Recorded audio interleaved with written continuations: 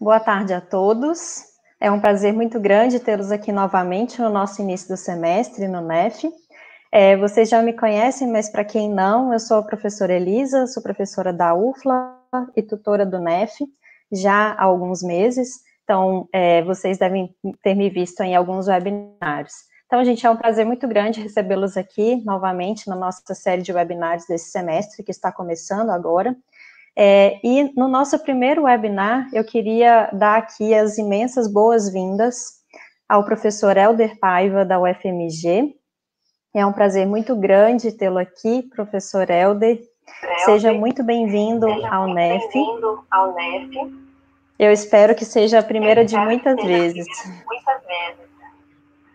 Vamos ver, nesses tempos tão estranhos que estamos vivendo, é difícil fazer promessa de muitas vezes. Mas é um prazer muito grande, sempre, falar daquilo que nós gostamos de fazer. Eu não sei se eu posso dizer do que eu sei fazer, mas do que eu gosto de fazer, do que eu tento fazer com muito carinho. É muito bom esses momentos de troca e no meio de tanta novidade, né, de tanta coisa diferente que a gente tem vivido em função dessa pandemia, esse é um aspecto muito positivo.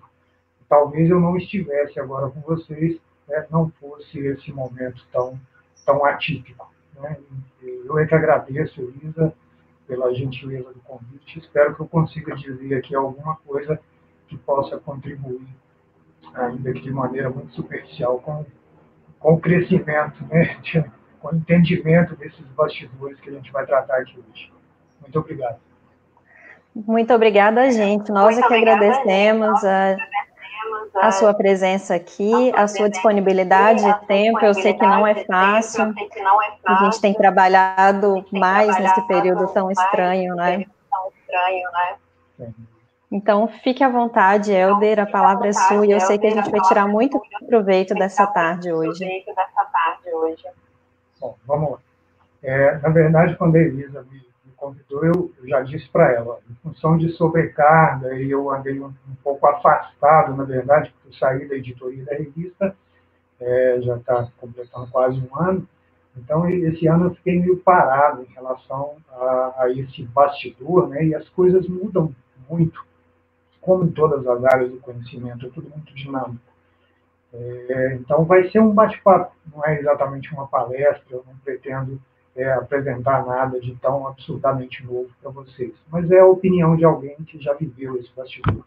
Então, o que eu quero discutir com vocês são algumas questões relacionadas à ética em publicação científica, né, e principalmente nessa visão de alguém que esteve na condição de editor-chefe de periódico, na condição de editor assistente, que eu ainda sou de um periódico. Isso me permite uma experiência, uma vivência que dá para repartir alguma coisa com vocês. Eu já escolhi de entrada esse cartoon onde mostra um cientista produzindo artigos. E a gente vai ver que isso tem uma série de questões, né, por trás dessa imagem. Todos nós que estamos envolvidos nisso conhecemos de alguma forma esse bastidor.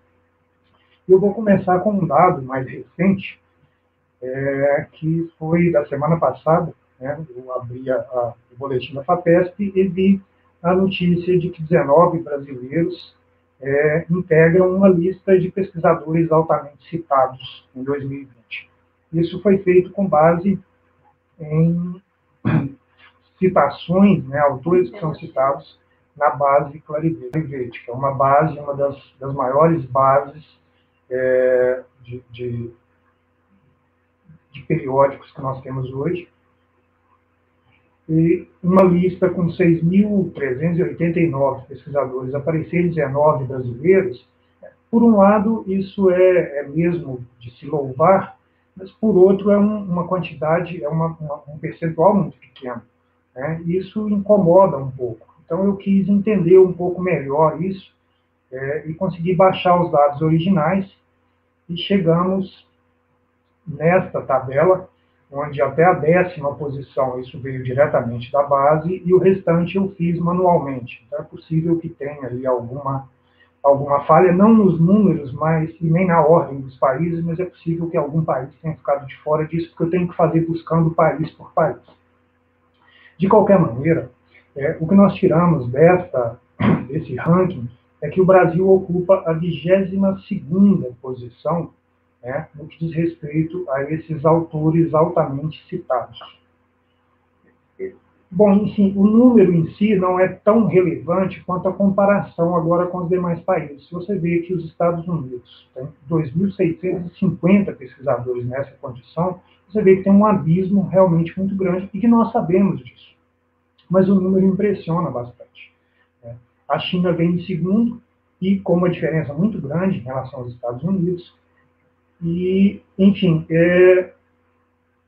a diferença, né, desses países, Estados Unidos, China, Reino Unido, Alemanha, Austrália, etc., isso que domina a produção de conhecimento científico, você vê que é exatamente os países que têm o maior poderio econômico, a maior influência em relação a decisões políticas, etc., etc.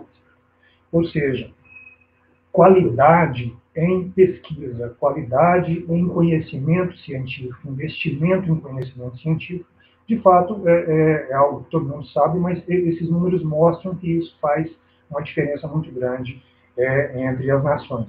E na América Latina, o Brasil, eu só coloquei aqui Chile e Argentina, que são os dois que aparecem na América Latina, para que vocês percebam que existe também um relativo abismo entre a situação brasileira e a situação dos demais países da América Latina. Então, é interessante observar isso e pensar a respeito desses números e pensar em relação a investimento em ciência e tecnologia. A China, hoje mesmo na Folha de São Paulo, saiu uma reportagem mostrando que a China caminha a passos largos e ela já é, em alguns indicadores, para ser a maior potência do planeta. Ela vai passar os Estados Unidos muito em breve, inclusive na questão econômica. Depois disso,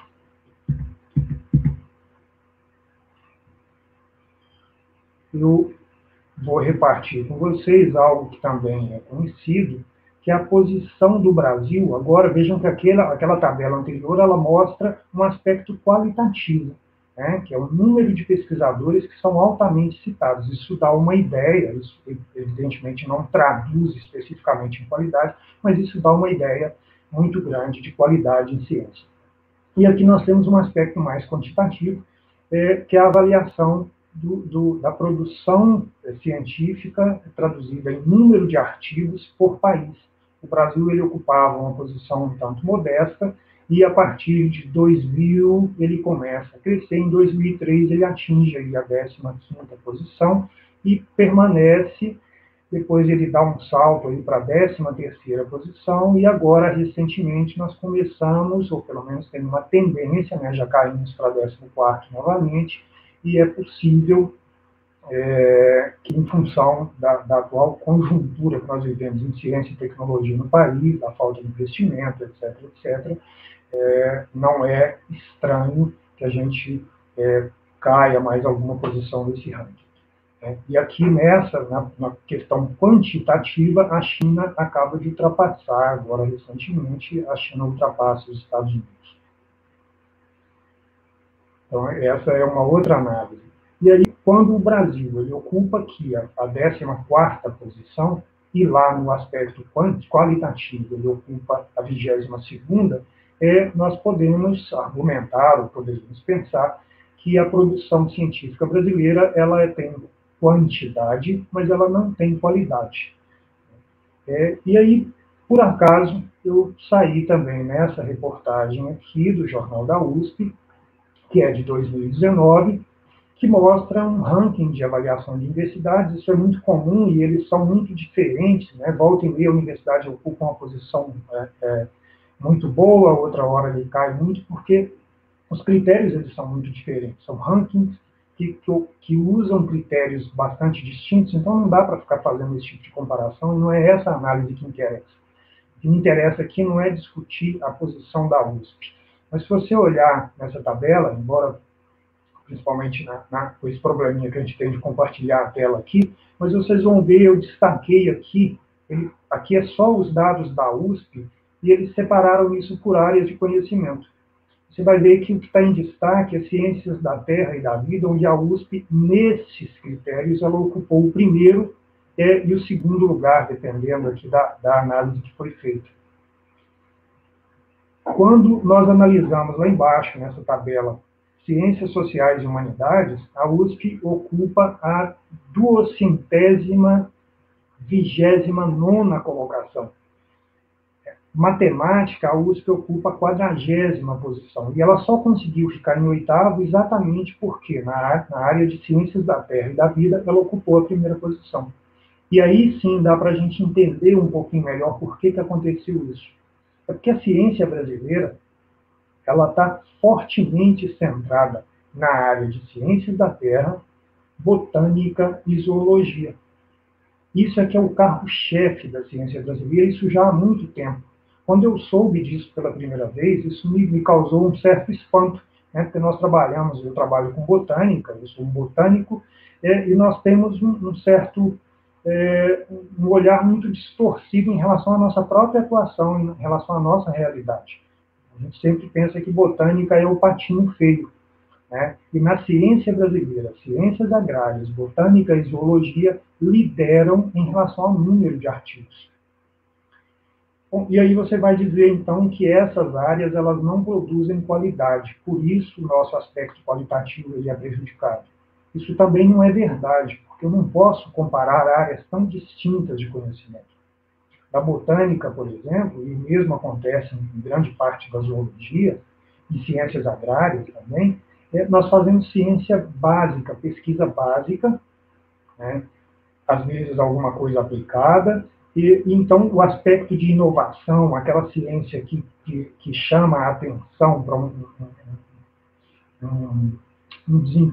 uma evolução muito grande na área, ela realmente não acontece com uma frequência muito grande. Por outro lado, é exatamente em Ciências da Terra e a ciência que nós produzimos no Brasil é que faz o Brasil ser, das explicações para que o Brasil consiga ser líder na produção mundial de diversas commodities aí do setor agropecuário. Então, a economia brasileira ela se beneficia muito do investimento em ciência nessas áreas. Então, essas análises elas são tão complicadas de se fazer. No site de periódicos da CAPES, eu me deparei também com um artigo, tá, no portal de periódicos, questionando exatamente a relação entre investimento, né, feito pelo governo federal na ciência brasileira e o retorno que isso traz para a sociedade, enfim, a qualidade da ciência que é produzida no Brasil. E esse artigo, ele, na verdade, estranhamente, ele critica bastante esse aporte de recursos, que é um aporte relativamente grande, na opinião deles, e que não traduz em qualidade. E aí eu só destaquei, evidentemente eu não quero que ninguém leia isso aqui na tela, mas eu destaquei aqui uma frase que aparece nessa publicação, onde eles dizem que verificamos que o Brasil está atrás de Colômbia, Argentina, Uruguai e Chile em relação ao impacto científico. Isso traduzido em citações por publicação. Ou seja, as publicações brasileiras elas têm um número de citações menor do que a desses países. Vejam que se você analisar aqueles dados que saíram da base da NB, isso não faz o menor sentido. Então, eu não sei de onde saíram esses dados. Na verdade, o que eu quero mostrar aqui é que nós precisamos de ter um cuidado muito grande com essas análises, porque fazer essas análises comparativas, ela realmente não é uma tarefa simples, e esses dados eles precisam ser colocados de maneira muito clara. Eu definitivamente não consegui entender porque Colômbia e Uruguai, por exemplo, sequer aparecem naquele ranking onde mostram pesquisadores altamente citados. É pouco provável que, não tendo ninguém naquele ranking, eles consigam ter uma ciência de impacto tão alto e tantas citações por artigo. Isso não faz muito sentido. Verdade é que, de tudo que eu disse até agora, fica muito claro, né, que o ambiente acadêmico, isso não é só no Brasil, ele é um ambiente de uma competição muito grande. Competição por recursos, é um ambiente extremamente competitivo, e essa competição, por um lado, ela tem um aspecto bastante positivo, que é levar a uma maior produtividade. Porque as pessoas que conseguem se sobressair, os pesquisadores que conseguem se sobressair nesse cenário, eles conseguem mais recursos, enfim, é um ciclo que se fecha, que leva a maior produtividade, e sendo mais produtivos, eles se tornam cada vez mais competitivos. Então, de certa maneira, isso é um sistema de retroalimentação, mas até um determinado ponto, porque chega um momento em que essa pressão é tão grande que causa adoecimento na comunidade científica. A gente já tem diversos casos desse. Isso é conhecido no mundo inteiro, mas o Brasil começa a entrar de maneira muito forte nesse sistema, né? Com adoecimento mesmo das pessoas, as pessoas vão se exaurindo em função dessa pressão que existe dentro da academia, e as pessoas, nós somos animais, né, eu sempre digo isso, que sob pressão, você nunca sabe como a pessoa vai reagir. Uns ficam doentes, outros desistem, e outros se vendem, né, aí é difícil ficar analisando as razões para isso, mas aceitam o que a gente chama de desvio de conduta, seguem esse caminho, e aí nós temos o falseamento de dados, nós temos os consórcios de publicação, nós temos uma série de desvios de conduta que prejudicam absurdamente não só a confiabilidade da ciência que é produzida, como a imagem do país, e a gente vai ver isso mais para frente, eu vou discutir um pouquinho mais desses aspectos. Tem uma máxima em ciência, né, que é publique ou pereça. E eu coloquei isso aqui só para a gente pensar um pouquinho.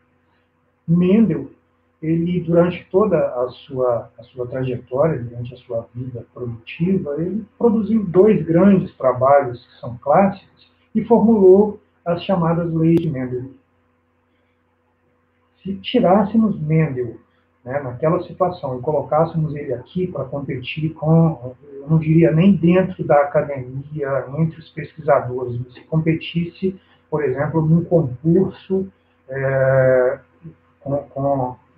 com egressos aí da pós-graduação para entrar, por exemplo, numa vaga para docente na universidade.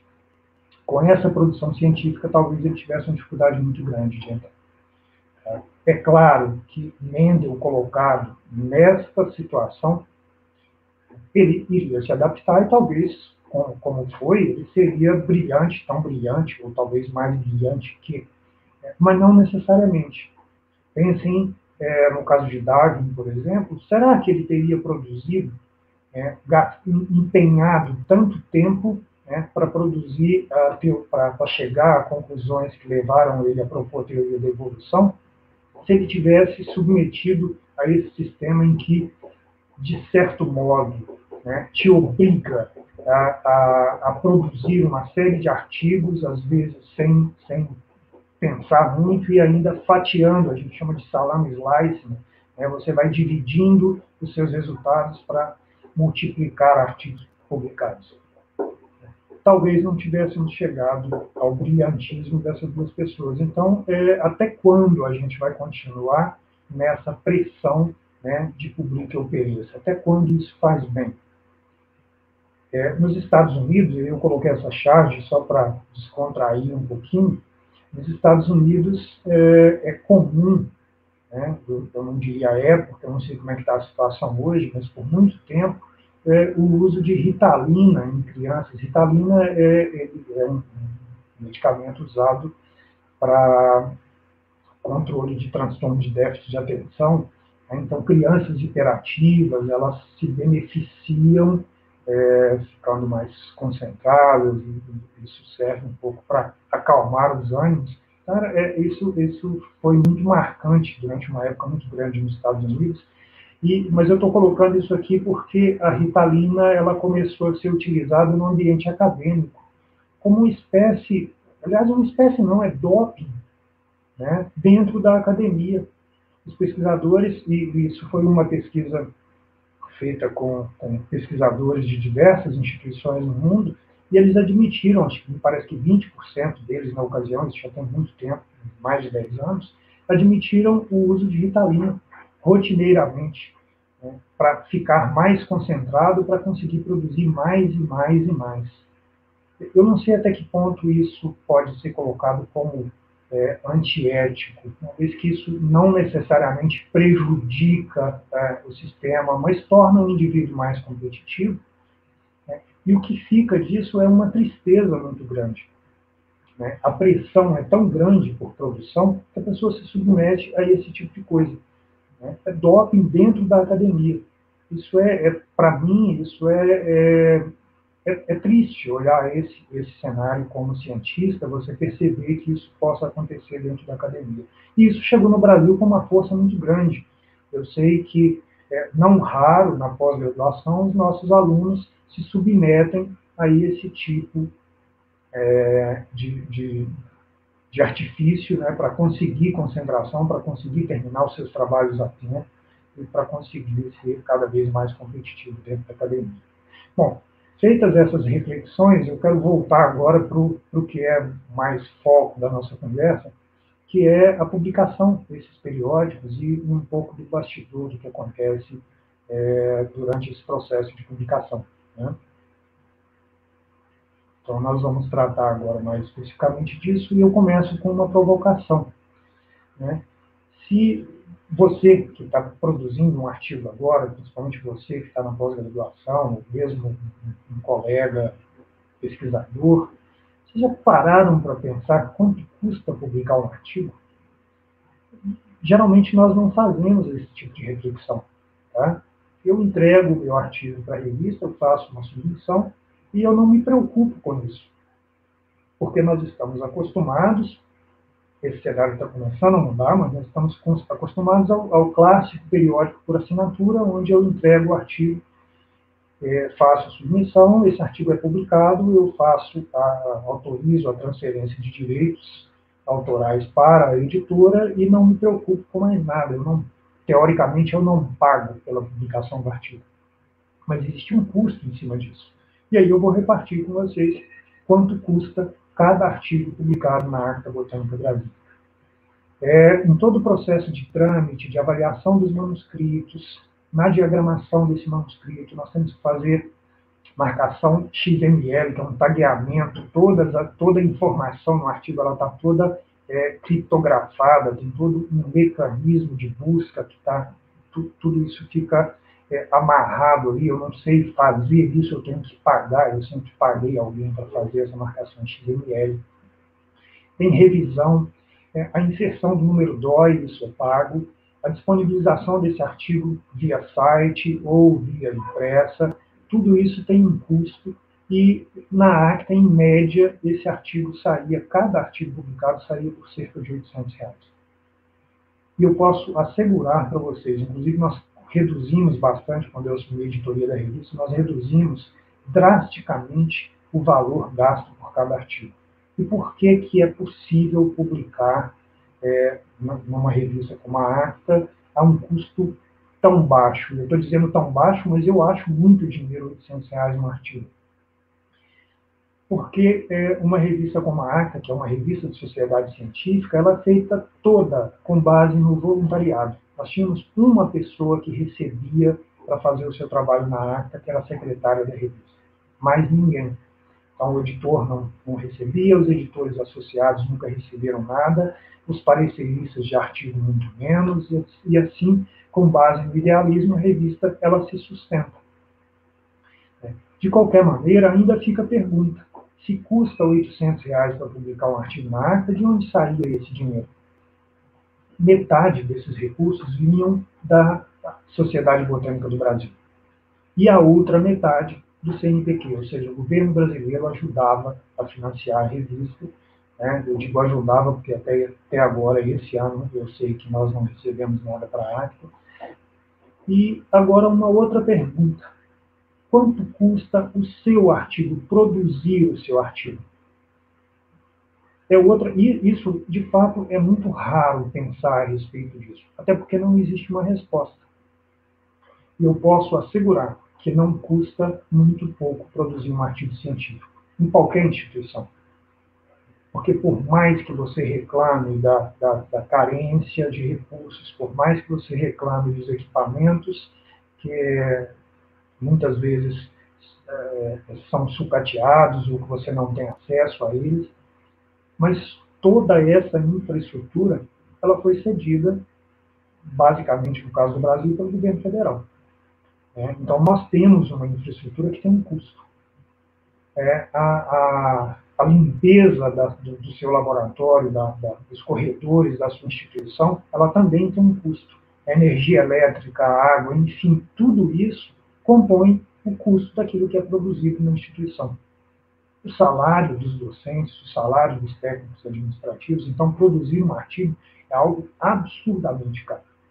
Eu asseguro que é um valor que deixaria muita gente assustada. E por que a gente não consegue chegar nisso? Porque eu não posso, por exemplo, dividir os custos com salário pelo número de artigos e chegar a uma resposta para isso. Eu não posso pegar as despesas de manutenção da instituição e chegar a uma resposta para isso. Só o portal CAPES custou aos cofres públicos, me parece que em 2015, 105 milhões de dólares. Uma instituição do porte da UFMG, apenas para manutenção, sem contar com salário, ela custa cerca de 200 milhões de reais anuais. Então, não é barato o investimento feito em cima desse sistema público que nós temos, é um investimento muito grande. Tá? Então, não custa pouco produzir um artigo. Seu artigo tem um valor, e é preciso saber que esse artigo tem um valor. Vocês vão entender por que eu estou fazendo esse tipo de provocação. Porque nós vamos submeter esses artigos para os periódicos, e uma das modalidades, se eu consigo centralizar aqui na tela para vocês, é o chamado periódico por assinatura. É aquele periódico clássico que vocês conhecem. Quando a gente começar a caminhar aqui nesses quadros, isso vai ficar mais claro para vocês. Bom, aqui no primeiro quadro à esquerda, nós vamos caminhar no sentido horário, aqui acompanhando as setas. Então, os pesquisadores que são financiados pelo poder público, no caso do Brasil, majoritariamente, eles conduzem as pesquisas e obtêm resultados. Vejam que tem um investimento todo nessa produção de resultados, e aí nós vamos produzir um determinado conhecimento na forma de artigo científico e vamos submeter isso para uma revista periódica por assinatura. Tá? Esse manuscrito vai ser avaliado, e no final do processo, quando o seu manuscrito for aceito, se ele for aceito para publicação, você vai assinar uma transferência de direitos autorais para aquela editora. E aqui começa a primeira coisa que eu acho paradoxal. Vejam que o governo ele investiu uma soma grande de recursos na produção desse conhecimento. Você, como servidor público, como estudante de pós-graduação, enfim, como idealista, você empenhou um esforço pessoal muito grande para a produção desse conhecimento. E aí você entrega ele, vai publicar, por exemplo, em Annals of Botany, e entrega isso na mão da editora que publica o Annals of Botany. Entrega e assina um documento cedendo os direitos autorais. Aquela figura que você obteve no microscópio lá da sua instituição, ela deixa de ser sua ou da instituição. Ela passa a ser da editora. Você não tem mais direito de usar aquela figura, a não ser pedindo permissão de uso. Entenderam que é paradoxal? Bom, e o que acontece daí para frente? Essas revistas por assinatura, por isso nós chamamos de revistas por assinatura, elas fecham o conteúdo, ele fica preso, e só é liberado para os leitores mediante pagamento. Aí muitos de vocês vão me perguntar agora, mas se eu nunca vi isso acontecer, eu acesso as revistas e eu consigo ter. Pelo portal CAPES eu não pago nada. Não, você não paga nada. Mas o governo brasileiro, eu disse, gasta milhões de dólares anualmente para manter o portal de periódicos CAPES. E aí eu vou reforçar a contradição.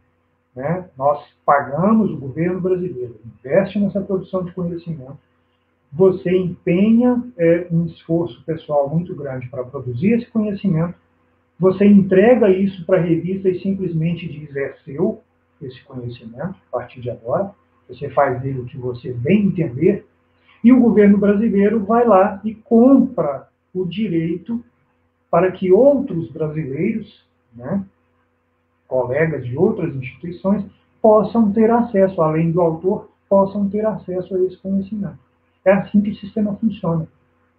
Né? E qual é a desvantagem disso? Bom, primeiro, qual é a vantagem desses periódicos por assinatura? Eles são periódicos clássicos, eles têm um sistema, geralmente, tem um sistema de avaliação dos manuscritos, muito, muito bem estruturado, muito sério, isso é muito bom para a ciência, eles são confiáveis, e eles não têm custo para o autor. Esse não tem custo para o autor, evidentemente, depois que eu disse todas essas questões, você vê que é um não tem custos, muito engraçado. Não tem custo para você, mas alguém pagou por você. Bom, e qual é a desvantagem disso? A desvantagem é que esse sistema ele impede a difusão do conhecimento como deveria ser. Se você imaginar que alguns países, principalmente os países de terceiro mundo, eles ficam alijados desse processo, eles não têm acesso a esse conhecimento. Muitas vezes, um conhecimento que seria vital para o desenvolvimento econômico dessas nações. Né? Pensem no caso de agricultura, pensem no caso de saúde, enfim, pensem em qualquer área da ciência, ter acesso a essa informação é o que faz a diferença entre os países. Então, esse sistema é um sistema muito cruel. Né? Ele tira do sistema exatamente aqueles que são menos favorecidos, e isso tende a ter uma concentração cada vez maior de conhecimento científico nas grandes potências, poderio econômico, etc, etc, etc.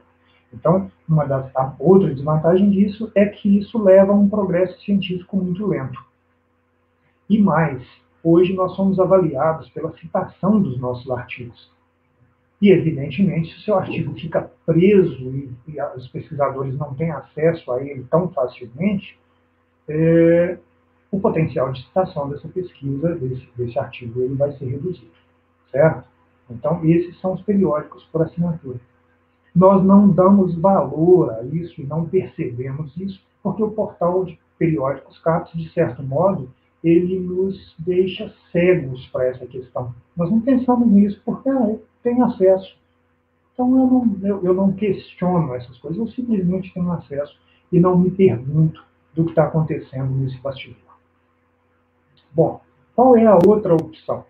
A outra opção são aqueles periódicos de acesso aberto, né? Que agora nós estamos com um boom dessas revistas, tem uma quantidade muito grande de periódicos que estão adotando essa modalidade, e eu vou falar aqui do acesso aberto na modalidade dourada, né? O Golden Open Access. Da mesma maneira, o pesquisador ele produz o conhecimento, ele submete o manuscrito para uma revista de acesso aberto, ou para uma revista mista. Tá? O que acontece na revista mista? Ele é um periódico por assinatura, mas ele também tem a opção de acesso aberto. E vocês conhecem isso. Quando vocês submetem um artigo para essas revistas por assinatura, geralmente ela te dá a opção de Open Access, evidentemente, mediante pagamento. Tá? Então, seu manuscrito vai ser avaliado, e se for aceito para publicação, você retém o direito autoral, você continua sendo dono daquele conhecimento, o artigo continua sendo uma propriedade sua, né? Não só propriedade intelectual, mas você tem os direitos sobre aquele artigo, e o periódico ele tem a licença para publicar aquilo e ele vai disponibilizar isso. Mas para aí, esse sistema, alguém precisa financiar isso. Né? Por isso eu mostrei para vocês lá atrás que existe um custo para se publicar um artigo. Não é simplesmente pegar a versão no Word que você entrega para a revista e colocar no site, não é isso. Existe um universo de processos por trás disso que demandam investimento. Então, como é que essas revistas sobrevivem? Elas cobram dos autores as chamadas taxas de processamento de artigos, tá? As APCs. Então, você precisa pagar essa taxa de processamento de artigo. Isso é mandatório. Agora sim, dá para entender que não sai de graça. A partir do momento que você paga essa taxa de processamento de artigo, o artigo é disponibilizado de forma livre para toda a comunidade do planeta Terra, certo? Então, qual é a vantagem disso? A vantagem disso é exatamente o oposto do outro, né? A vantagem disso é que isso permite uma difusão socialmente justa do conhecimento. Isso permite um crescimento muito mais rápido da ciência, uma troca de informação entre pesquisadores, enfim. Isso é bom para o autor, porque isso amplia a chance de citação do seu artigo, porque mais pessoas terão acesso a ele. Enfim, é um sistema muito mais justo. Mas ele também tem desvantagens. Né? Uma das desvantagens é que alguém tem que pagar por ele, e esse alguém, nesse caso, é o autor. E, de certo modo, isso também leva a uma certa injustiça. Por quê? Porque os autores que têm acesso a esse financiamento, eles conseguem publicar mais, né? E conseguem ser mais competitivos. Perceberam um ciclo se retroalimentando novamente? Então, esses autores, eles são beneficiados e eles tendem a ganhar uma certa hegemonia dentro desse sistema. Então, o que acontece é que não existe uma solução tão simples para isso. E, de novo, os países em desenvolvimento, os países do terceiro mundo, as nações menos favorecidas, elas vão ser duramente prejudicadas nesse sistema. Porque quem pagará a conta pelos autores? Os autores não conseguem pagar isso, né? E os governos não pagam. Então, como é que essa equação se resolve? Bom, vamos mais uma modalidade de acesso aberto, que é o chamado Green Open Access. E aqui eu coloquei em português e acabei no copia e cola, deixei modalidade dourada, essa modalidade, aliás, perdão, eu só não quis trocar aqui, tá? Modalidade verde, né? Tá difícil trocar aqui o... Pronto. Então, periódicos na modalidade verde. Esse periódico de acesso aberto na modalidade verde, ele vai funcionar no início da mesma maneira. Você produz o conhecimento, você submete o seu manuscrito, mas aí esse manuscrito ele é submetido para um periódico por assinatura. Não é um periódico open. Então você submete para um periódico por assinatura, esse manuscrito é aceito, você transfere os direitos autorais para a empresa que publica, para a editora, né, da mesma maneira que o periódico por assinatura. Ele é um periódico por assinatura. Acontece que depois de um período de embargo, então ele retém esse artigo fechado, né, isso é exatamente o que aconteceu no primeiro caso, no periódico por assinatura, mas depois de um determinado tempo, e isso depende de cada editora, ele libera isso para o acesso aberto. E aí você, como autor, pode colocar esse artigo agora num repositório, por exemplo, no ResearchGate, e deixar isso disponível para todo mundo. E aí ele passa a ter os mesmos benefícios que o periódico Open Access convencional. Mas, neste caso, percebam que tem um período de embargo. E por que os periódicos tradicionais, por assinatura, estão adotando esse Green Open Access? Exatamente porque a pressão sobre eles é muito grande, né? A pressão sobre eles vai ficando muito grande. E qual é esse elemento de pressão sobre essas editoras? É porque os pesquisadores, mesmo publicando na modalidade fechada, né, no periódico por assinatura, eles pegam os artigos, o PDF, e disponibilizam via repositório. Disponibilizam ilegalmente, porque quando você publicou nessa revista, você assinou um acordo, você assinou uma transferência de direitos. Mas os autores não estão respeitando isso. Isso, na verdade, não é correto de se fazer. Mas está acontecendo. E as editoras não querem brigar com os autores. Então, termina que elas têm que ceder em algum momento. E elas estão fazendo esse tipo de coisa alternativa, né? Elas deixam o periódico fechado, os artigos fechados por um tempo e depois liberam na modalidade Green Open Access. Tá? Então, é isso que está acontecendo. Bom, qual é a desvantagem, deixa eu voltar aqui, qual é a desvantagem desses periódicos no acesso aberto, tanto na modalidade verde quanto na modalidade dourada? Uma outra desvantagem disso é que, como existe um mercado por trás disso, alguém ganha dinheiro nesse sistema, isso gerou o que nós chamamos de editores e de revistas predatórias. O que são esses periódicos predatórios? O que acontece nisso? Isso é o que tem de pior, né, como consequência, como resultado desse acesso aberto. O que alguns periódicos fazem? Esses periódicos, eles recebem o seu manuscrito, tá, no sistema Open Access, no sistema aberto. Eles avaliam o seu manuscrito, mas, na verdade, eles não estão preocupados com essa avaliação por pares, eles não se ocupam disso. Eles não se preocupam com a qualidade do seu manuscrito, dos seus dados, eles não questionam absolutamente nada e produzem uma ciência fake, né, uma ciência de má qualidade. Eu não estou dizendo que todo artigo que é publicado nessas revistas predatórias é ruim, é óbvio que existem honrosas exceções.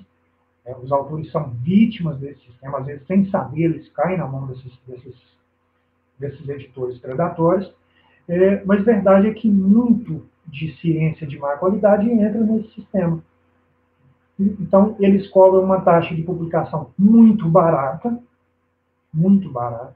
atrai uma quantidade muito grande de autores desavisados ou de má fé, porque isso existe também em ciência, não posso dizer que em ciência não existe má fé, não existe falta de ética.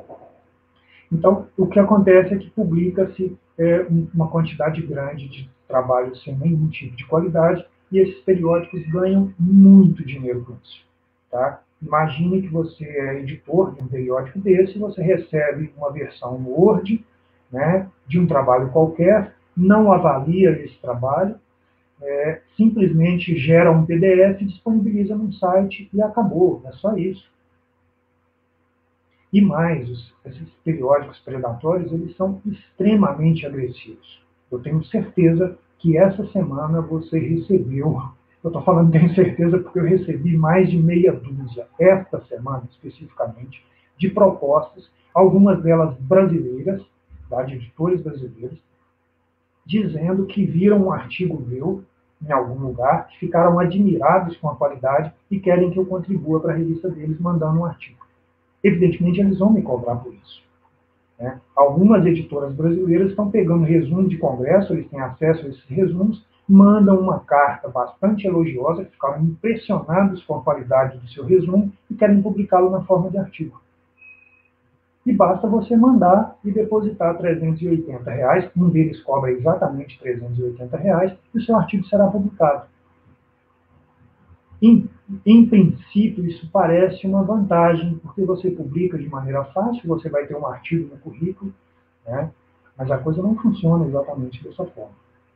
Tá? Você vai ter um artigo numa revista, principalmente se o seu artigo tiver qualidade, aí é triste, porque você perdeu a oportunidade de publicar o seu artigo num periódico reconhecido. Né? Existem periódicos nas duas modalidades, né, que são reconhecidos e que são periódicos sérios, e você cedeu para pessoas que definitivamente são inescrupulosas e que estão fazendo esse serviço simplesmente com interesse financeiro.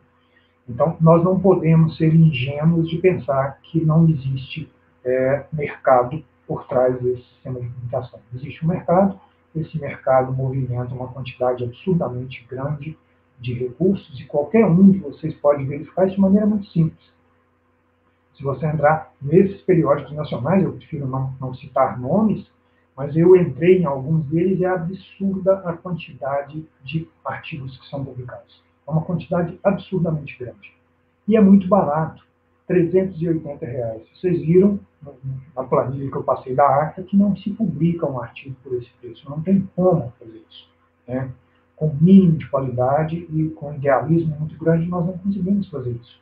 Então, essas revistas simplesmente servem para enriquecer algumas empresas e não estão preocupadas com qualidade de ciência em momento nenhum.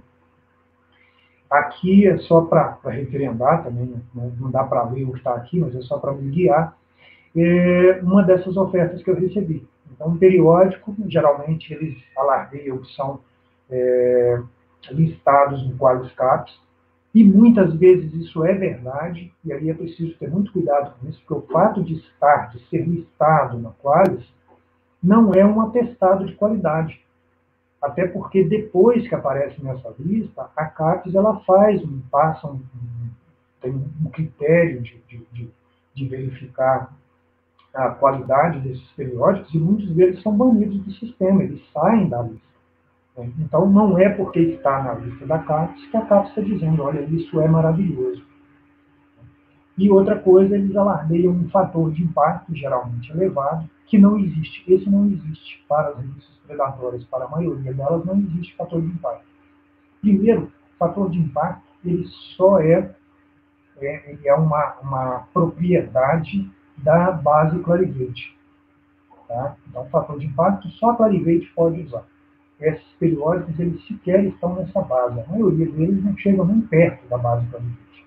Então, eles não poderiam sequer usar o nome fator de impacto. Eles colocam um índice qualquer, né, e chamam isso de fator de impacto, e com isso eles enganam as pessoas e por aí. Aqui uma outra revista, aliás, essa revista da mensagem anterior, eu fui no site dela, que está aqui, $120 eles cobram para publicar um artigo.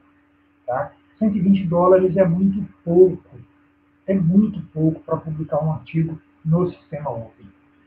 É uma revista conhecida, tá? Ela está em torno, na modalidade Open, em torno de $1.500 a publicação de um artigo hoje. Quem já publicou na modalidade aberta sabe disso. Você paga em torno de $1.500.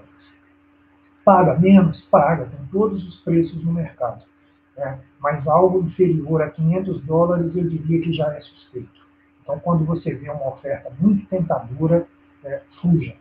Fuja porque a possibilidade de ser um periódico predatório é muito grande. Né?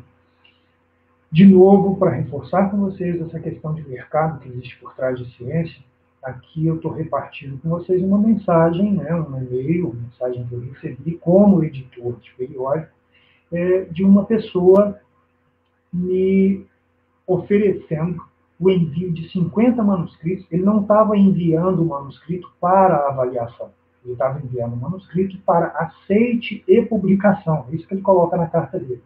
Né? E que me pagaria por isso $300 por artigo. $15.000. Se eu tivesse interesse econômico, eu aceitaria uma proposta dessa, porque é uma proposta tentadora. Eu não iria fazer absolutamente nada, eu não precisaria sequer de avaliar o artigo dele. Agora pensem o que é isso em termos de ciência, o desserviço que isso seria pensando em ciência.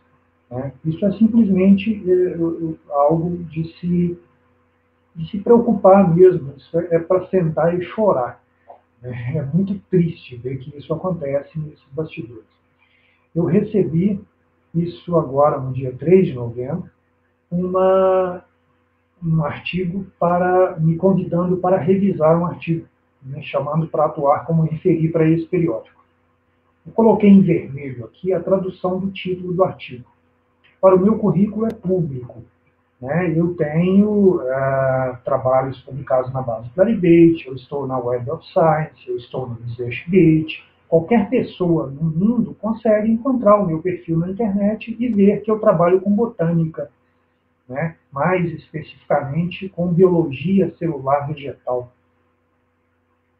E eles me chamaram para avaliar, em função da minha expertise na área, tá?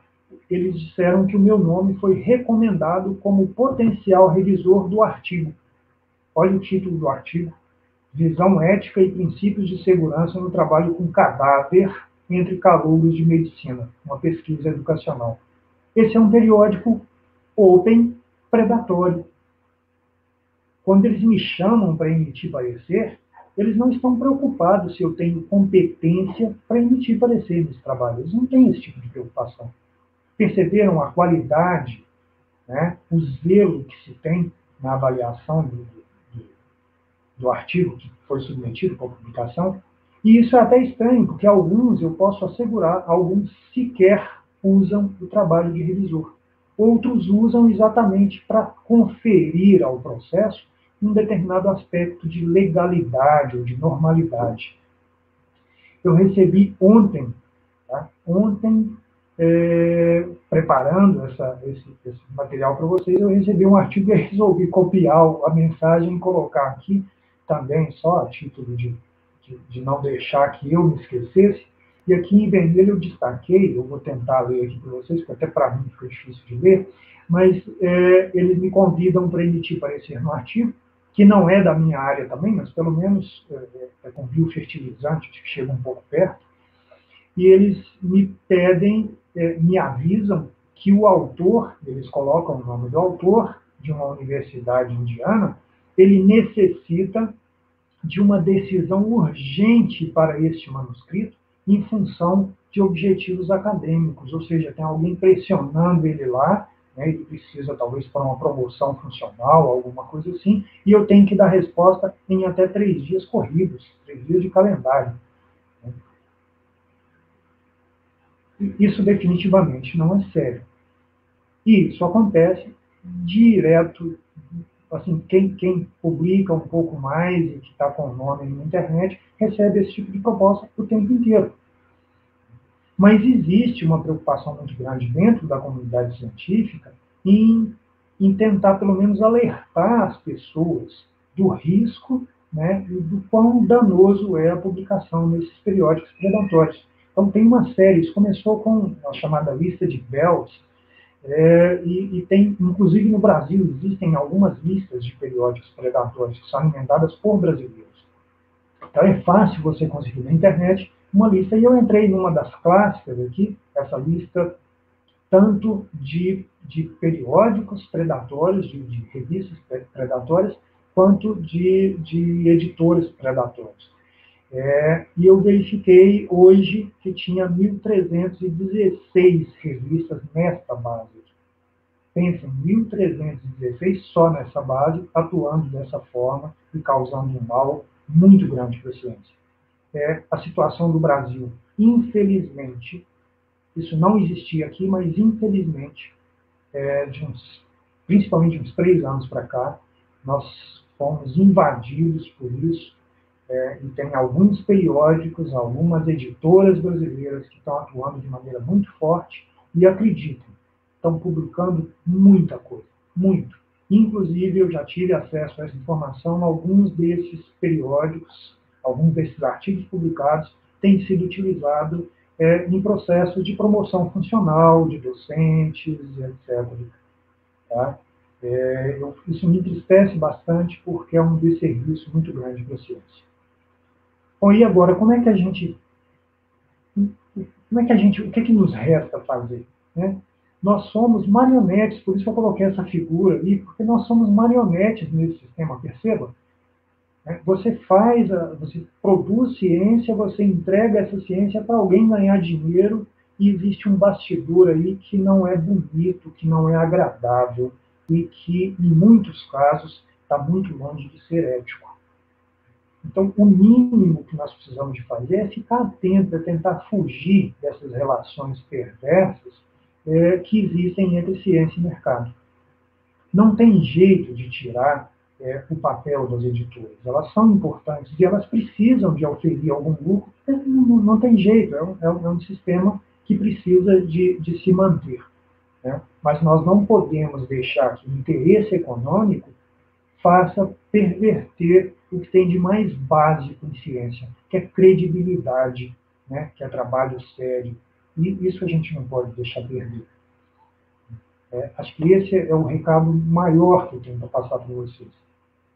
E agora, quando vocês já estavam achando que estão prestes a se livrar de mim, é que eu vou começar a mostrar o bastidor da revista, mas eu prometo agora tentar ser um pouco mais rápido, porque eu já estou chegando perto do limite de tempo que a Elisa me concedeu.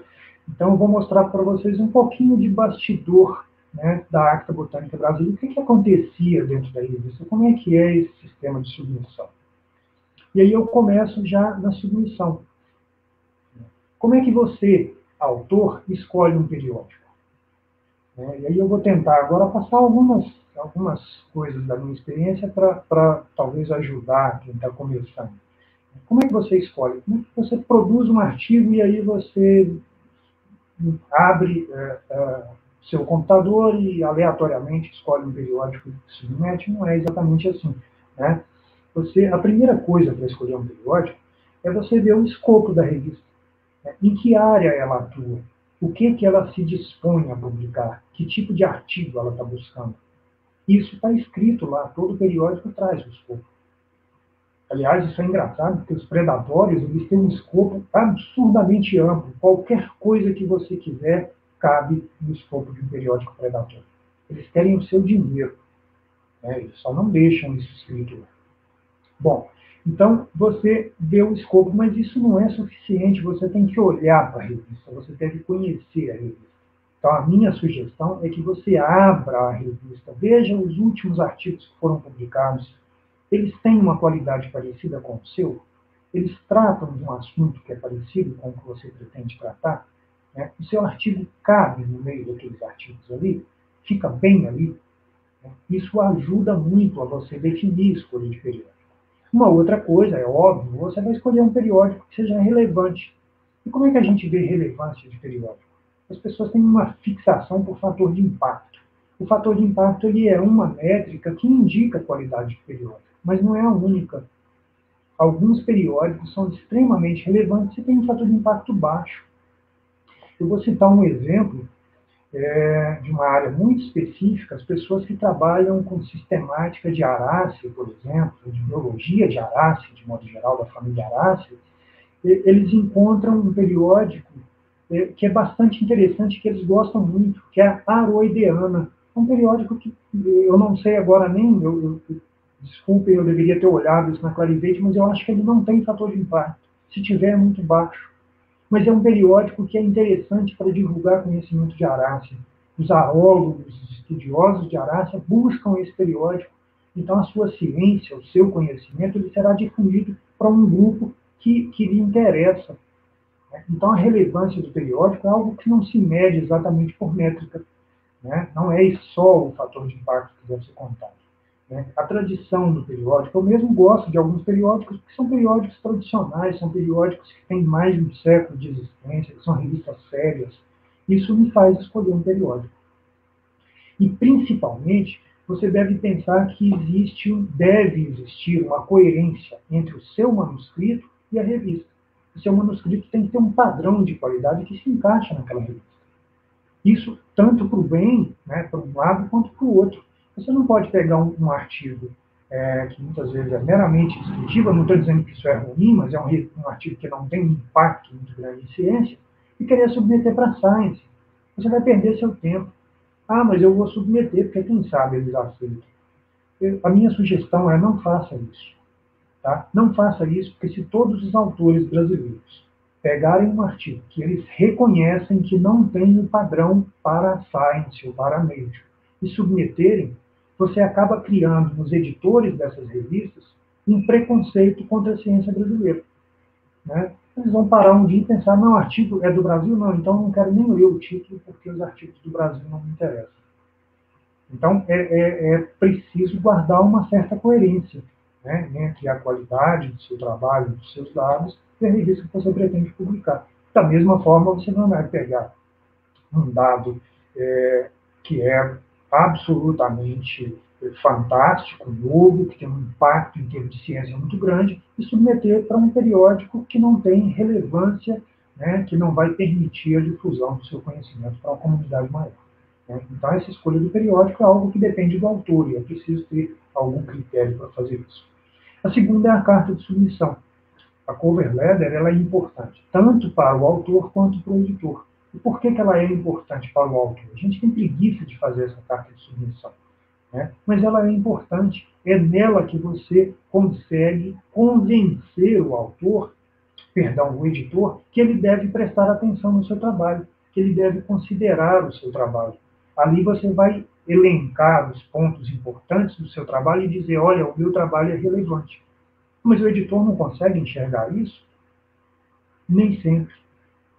Pensem no caso da Acta Botânica Brasílica, eu era o editor. A Acta Botânica Brasílica publica todas as áreas, as sub-áreas da botânica. Algumas eu, definitivamente, meu conhecimento é muito limitado. Então, eu não entendo, e assim como a maioria dos editores, eles não conseguem entender de todo o universo abrangido pela revista. Então, é importante que o autor dê a esse editor algo para subsidiar a decisão dele, né? E para o editor, da mesma forma, ele tem ali uma informação que permite ele enxergar, inclusive, a postura do autor. É possível descobrir muita coisa nessa carta de submissão, né? Tanto o autor que é relapso, quanto o autor que tentou fazer um bom trabalho, etc. E aqui eu vou repartir com vocês um exemplo de escopo. Eu acho que esse artigo estava fora de escopo para a Acta Botânica Brasílica, ele foi recusado imediatamente, porque a Acta Botânica Brasílica publica artigos de botânica, e esse artigo ele trata de pinos metálicos para fixação de coluna vertebral em humanos. Eu estou falando sério, eu não estou debochando, mas esse artigo me tomou um tempo tentando entender por que ele chegou para a nossa revista. Por que o autor fez isso? Porque o autor teve trabalho de entrar no sistema, cadastrar o artigo. Quem submeteu sabe que não é simples. Você tem que preencher uma infinidade de campos, né? Anexar documentos. Eu não consigo entender. Eu cheguei a pensar que é um programa de computador que escolhe aleatoriamente periódicos e faz submetendo para qualquer um. Porque alguns autores fazem isso. Eles pegam um manuscrito e submetem para 20 periódicos de uma vez, um desvio de conduta gritante, porque quando você submete, você assume para o periódico que você está submetendo só ali. Por quê? Porque o processo de avaliação é caro, não dá para ficar brincando com isso. Mas alguns autores fazem isso com que objetivo? Com o objetivo de ter uma avaliação mais rápida, como eles sabem que a chance de rejeição do trabalho deles é grande, fazendo isso, eles aumentam a possibilidade de ser aceito. Certo? Eles mandam para 100 periódicos, um deles vai aceitar. E pronto. Os outros que se danem e que percam tempo avaliando o trabalho. Certo? Bom, vocês podem pensar que isso foi uma exceção. Não, isso não foi uma exceção. Aqui, embora não dê para ler, e ninguém conseguiria ler mesmo, isso é só equação matemática. Esse artigo, somando todas as páginas, eu acho que ele não dava meia lauda de texto. Tá? É só equação. E ele foi estranhamente submetido para a Acta Botânica Brasílica. De novo, eu gastei um tempo tentando entender, né? Então vejam que essa questão do escopo ela vai a extremos, que é mais para mostrar que realmente a coisa é bastante séria. Bom, uma vez que o seu manuscrito foi submetido, você escolheu a revista e fez a submissão, inicia-se agora sim, dentro da revista, o processo de avaliação. O que o editor faz? O editor vai olhar o escopo, ele vai ver se o seu trabalho, por meio da análise do título e do abstract, se o seu trabalho cabe na revista. Ele vai verificar se os métodos que você empregou são claramente definidos no seu trabalho e se são compatíveis com os objetivos do trabalho. Você usou os métodos corretos, você usou métodos que são aceitos, enfim. Isso vai influenciar na qualidade dos dados, então o editor vai analisar a qualidade desses dados, a apresentação desses dados, e aí é muito importante. Muitos de nós não damos muita atenção para isso, mas o cuidado na elaboração da figura, da tabela, deixar tudo certinho, fazer um trabalho que realmente seja bonito, né? Isso impressiona. Às vezes o seu trabalho, os dados, eles não são dados tão fantásticos assim, eles são dados honestos, são dados sérios, não tem uma novidade tão grande, mas ele é tão bem elaborado, tão bem formatado, ele tem um aspecto tão bom que impressiona o autor positivamente. E as conclusões, enfim, e vocês verificarem que é importante essa análise, até nas referências bibliográficas, o editor consegue enxergar uma série de questões, né? por exemplo, se você é um autor que se cita excessivamente, isso é um indício de, principalmente obviamente, quando essa citação não é necessária, isso é um indício de má conduta científica, né? Você está tentando mexer no seu índice H, né? O excesso de citações de um determinado grupo, a endogenia nas citações, tudo isso sugere má conduta científica. E outra coisa, os periódicos, eu nem sei se fazem mais, porque não está adiantando muito, é a chamada detecção de plágio. O detector de plágio é simplesmente um programa que vai comparar o seu texto com textos que são divulgados na internet, para verificar se você não copiou nenhum pedaço de outro artigo. E é engraçado que o autor honesto tem medo disso, né? Eu mesmo, a primeira vez que eu ouvi falar em detector de plágio, eu falei, ai meu Deus, será que vão me pegar? Eu nunca cometi plágio deliberado, eu nunca fiz isso querendo fazer, mas e o medo de, será que eu não repeti uma frase minha mesmo de outro artigo? Não se preocupem com isso. Não se preocupem com isso. Tá? Quem não comete plágio não é detectado pelo detector de plágio. Não tem esse risco. O plágio é realmente um desvio de conduta. É quando a pessoa vai lá e copia um trecho de outro artigo. Só que não está funcionando mais. Por que não funciona mais? Porque o autor que não é honesto, ele sabe disso. Então, ele mesmo usa o programa para detecção de plágio e vai identificando no artigo dele os pontos que tem plágio. E aí ele modifica a frase, ele vai ajustando o texto para que o plágio, entre aspas, ele desapareça, ele não seja mais detectado. Tá? Por isso, a detecção de plágio ela perdeu um pouco de sentido. Isso aqui é uma outra figura de um artigo que foi submetido para a ACTA, que na época também me intrigou bastante. Esse autor, primeiro você vê a qualidade da figura, você percebe que é uma figura extremamente simples e de qualidade muito baixa, né? Mas o que ele tentava nesse artigo era me convencer, ou convencer as pessoas, de que as plantas são coisas parcialmente vivas. Por quê? Porque as coisas não vivas, que ele coloca aqui à esquerda, elas não crescem, não se desenvolvem, não se emergem, né? Enquanto na extrema-direita, as coisas vivas elas se movem, elas têm sentimentos, elas pensam, enfim, elas se defendem, e as plantas elas ficam no meio do caminho, elas não são coisas não vivas e nem são coisas vivas, porque elas, por um lado, não se movem, não têm sentimentos, não pensam, mas, por outro lado, elas conseguem crescer, se desenvolver e se emergem. Tá? Então, é uma espécie de teoria da evolução das coisas vivas. Isso me chocou na época, porque você vê o abismo em termos de ciência, né, que separa as pessoas, de modo geral, e isso é muito, muito sério, né? Mas eu uso isso aqui de exemplo para você ver que a qualidade dos dados, você deve pensar na qualidade dos seus dados e na apresentação dos seus dados. Talvez, se fosse um artigo com uma apresentação melhor, ele pudesse até ter uma análise um pouco mais aprofundada, embora não existe ciência nisso, né? Pode existir alguma coisa de religião, pode existir um outro aspecto qualquer que seja relevante, um aspecto cultural, mas não existe ciência para se publicar um artigo científico, né, como um artigo científico. Inclusive, esse autor coloca aqui umas imagens de coisas que ele considera que são coisas vivas. E também ele coloca coisas inanimadas e coloca... Bom, ainda no processo de avaliação, uma vez que o editor ele chegou à conclusão que o artigo tem mérito, agora o seu artigo vai passar para a indicação de revisores. E aí, essa indicação de revisores,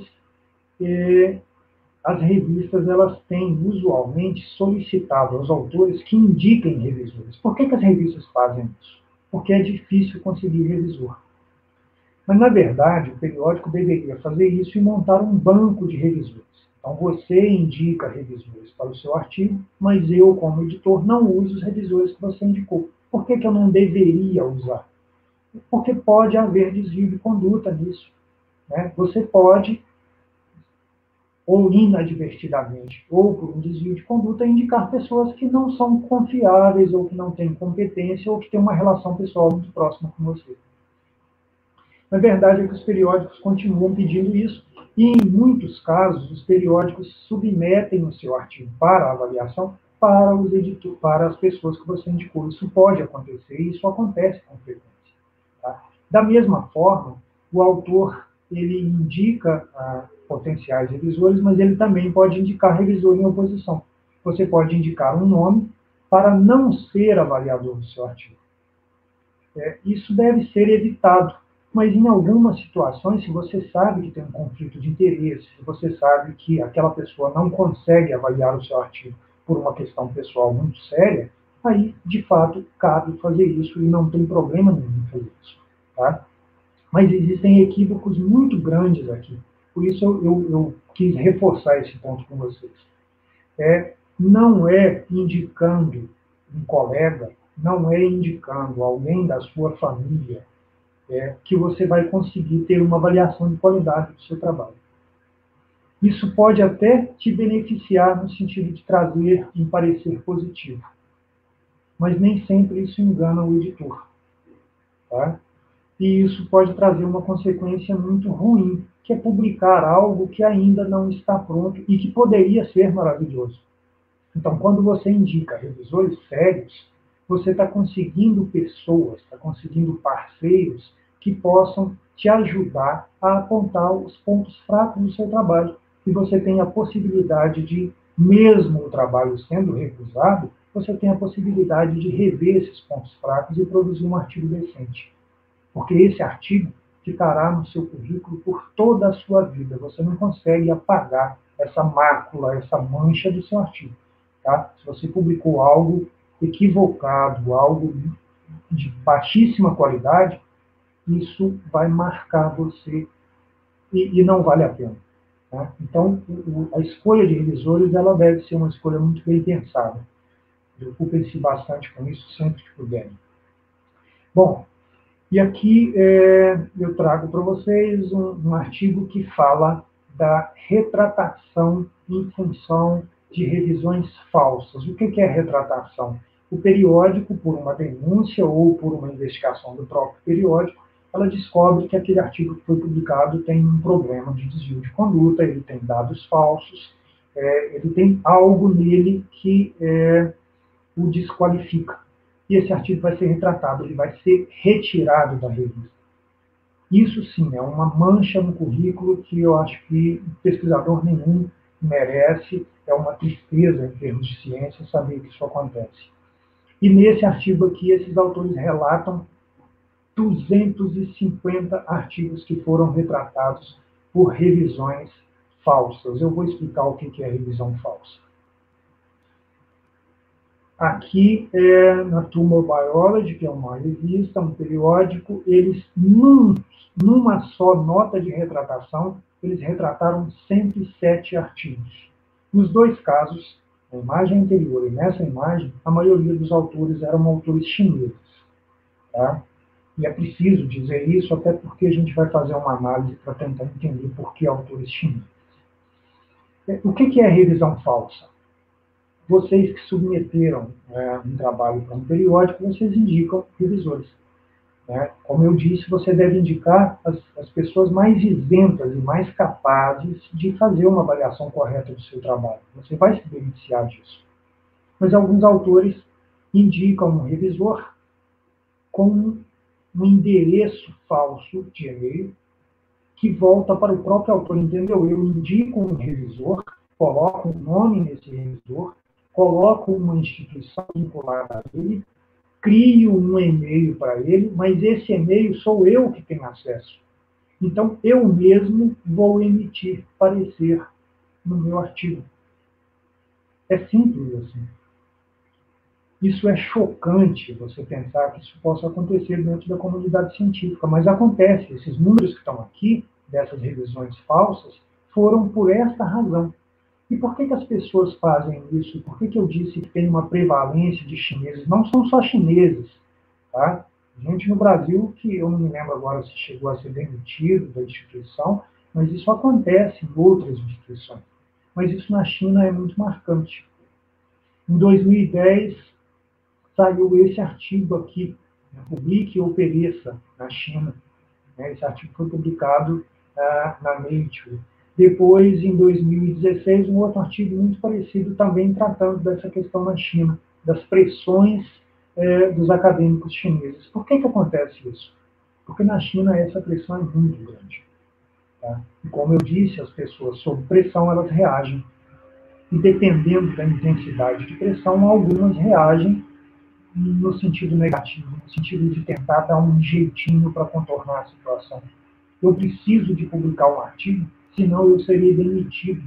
E isso acontece na academia chinesa. Imagina um pai de família, né, com filhos, ele vai ser demitido se ele não publicar um artigo. Daí nasce a procura pelos editores redatórios, daí nasce os dados falseados, as revisões falsas, etc. Tá? Isso é muito triste, e é muito triste pensar que isso está chegando no Brasil. Né? Eu vejo uma pressão muito grande dentro da academia brasileira. Em parte, essa pressão ela é positiva. Né? As agências de fomento nos pressionam a publicar mais e mais e mais, mas essa pressão ela tem um limite. Porque algumas pessoas, dependendo do caráter individual, dependendo da formação moral, dependendo, enfim, até de aspectos religiosos, elas podem sucumbir a esse tipo de coisa e partir para alguns desvios de conduta. Então, eu vejo o que acontece na China hoje. Aliás, a academia chinesa está muito preocupada com isso e eles têm conseguido melhorar bastante esse cenário, mas o Brasil ele está entrando nesse sistema. E isso é muito triste, nós devemos nos preocupar muito, mas muito, muito mesmo. Isso é algo de se lamentar em termos de ciência. Tá? Então, é só para mostrar que a indicação de revisores é algo muito sério. Então, vamos continuar aqui no nosso trâmite, eu já estou chegando no final. E, então, uma vez passada essa avaliação do seu manuscrito, chega o momento do editor tomar a decisão. E esse momento ele pode ser lá no estágio inicial. Né? Quando o editor pega o seu trabalho, ele tem a possibilidade de enviar o seu trabalho para avaliação por pares ou recusar diretamente. Na ACTA nós fazíamos isso, em até 48 horas a gente recusava o artigo, porque ele não tinha condição de seguir para avaliação por pares. Né? Existem uma série de critérios, que eu não vou comentar aqui agora, e existem controvérsias também dentro disso. Os editores podem tomar decisões equivocadas. Por exemplo, os autores devem ser considerados. Será que o nome do autor é importante nessa avaliação? Infelizmente, alguns editores consideram o nome de autor. O trabalho não é tão bom, mas ele é de alguém que se cita muito, é de um autor muito importante, eu preciso desse autor na minha revista. Porque as revistas também têm interesse. Elas também são avaliadas e elas se beneficiam das citações que o artigo recebe. Né? Existem algumas pressões de mercado em cima das editoras, em cima dos editores. Eles precisam de buscar indicadores de qualidade. Né? Eles precisam de aumentar o fator de impacto, por exemplo. E isso pode motivar uma escolha inadequada que não seja baseada exclusivamente em critérios de qualidade do artigo. Verdade é que, nesse estágio inicial, o artigo pode servir tanto para a revisão por pares, né, para avaliação efetivamente, ou ser recusado. E essa recusa direta também ela traz vantagens e desvantagens, tanto para a revista, quanto, estranhamente, para os autores. Porque, veja só, se você receber a recusa do seu artigo, por exemplo, até uma semana, você não perdeu tempo naquela revista. Triste seria se você ficasse 6 meses esperando uma resposta negativa. Então, a recusa direta, de certo modo, embora não seja algo positivo, ela beneficia o autor também. E para a revista, ela é absolutamente fantástica, porque ela não sobrecarrega o sistema, porque você permite uma agilidade muito grande e você concentra os seus esforços nos artigos que realmente têm uma qualidade maior. Tá? Bom, então, se seu artigo foi para revisão por pares, o editor vai definir os revisores, ele estabelece os critérios para escolher esse revisor, ele se preocupa com o tempo de trâmite, né, quanto tempo vai demorar esse processo de avaliação, e esse processo de avaliação na revisão por pares, ele pode passar por mais de um ciclo, por mais de uma rodada. Se seu artigo recebe uma quantidade grande de críticas, ele volta para você e você tem que produzir uma nova versão e essa nova versão volta para os revisores. Então, esse processo muitas vezes se estende por um tempo consideravelmente longo, mas que não deve, o processo todo de avaliação no artigo, não se justifica que ele ultrapasse 6 meses de avaliação. Normalmente, os bons periódicos respondem em até 60 dias. Por fim, o editor tem agora, sim, em função dos pareceres, a condição de tomar decisão em relação ao seu artigo. Bom, os editores não erram, né? E se eles errarem, a quem que eu posso recorrer? É claro que os editores não são seres superdotados, eles não entendem todos os assuntos cobertos pela revista, como já disse antes, e esses editores erram. Agora, para você recorrer de uma decisão editorial, é algo que você precisa estar muito bem embasado e ter um indício muito forte de que houve um erro formal no processo. Senão, não faz sentido recorrer.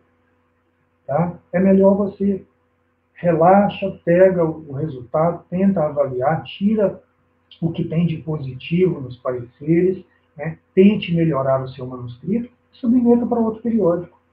Por que você não deve recorrer se você não tiver um indício muito forte de que houve um erro formal? Porque o editor, eu vou dizer infelizmente, depois vocês vão entender, ele é soberano nisso. Né? Geralmente não tem ninguém que vai puxar a orelha do editor e dizer, você está errado. Então, o editor em termos mais gerais, ele é a última instância dentro da revista. Então, o editor ele tem superpoderes, ele erra e ele não é punido. É aí que vem o equívoco. O editor é a pessoa mais severamente punida dentro da revista. É a ele que caberá o ônus de ter levado a revista para o buraco. É ele que vai arcar com o ônus de ter prejudicado a revista por ter tomado decisões incorretas.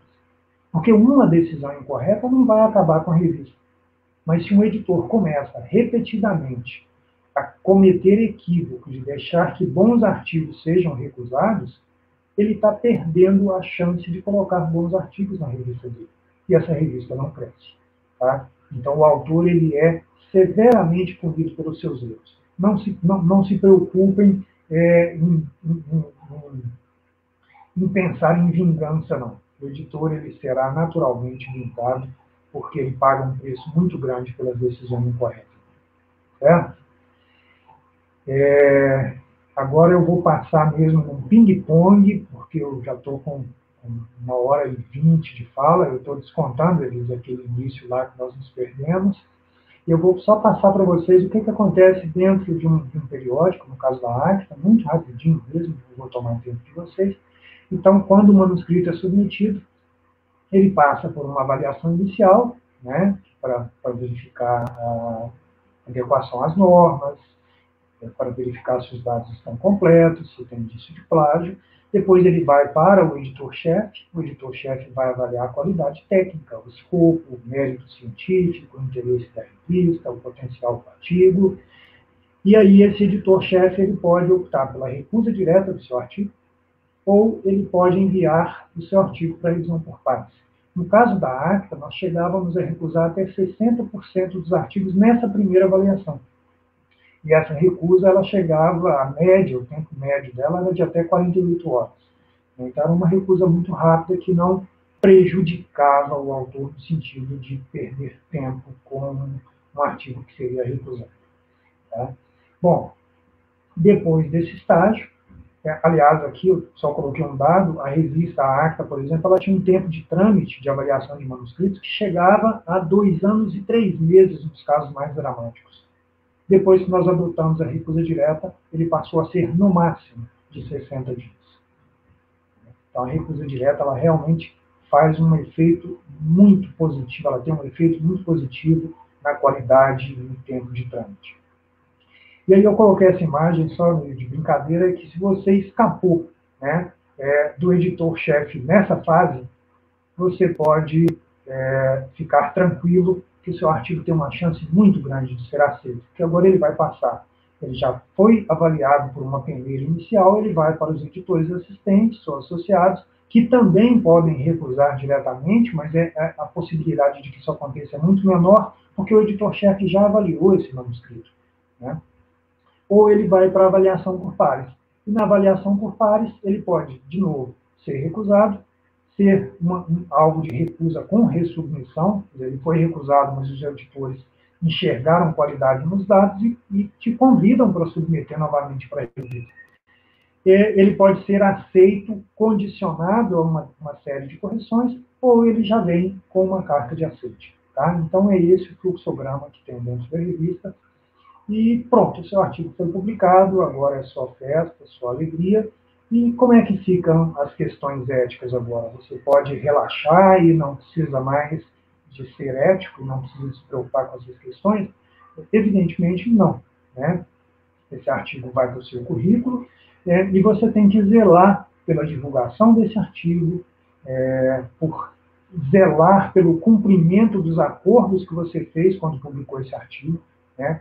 Zelar pela seção de direitos, por exemplo. Se você assinou a seção de direitos para uma revista, você não pode disponibilizar esse artigo num repositório, a menos que a revista aceite isso. Enfim, você deve continuar zelando pelos princípios éticos, né? Por quê? Porque tudo isso faz parte do seu currículo. E você deve construir o seu currículo, a sua carreira inteira, de modo a não se envergonhar dele no futuro. Então, o meu recado é de que você não deve ceder a nenhum tipo de pressão.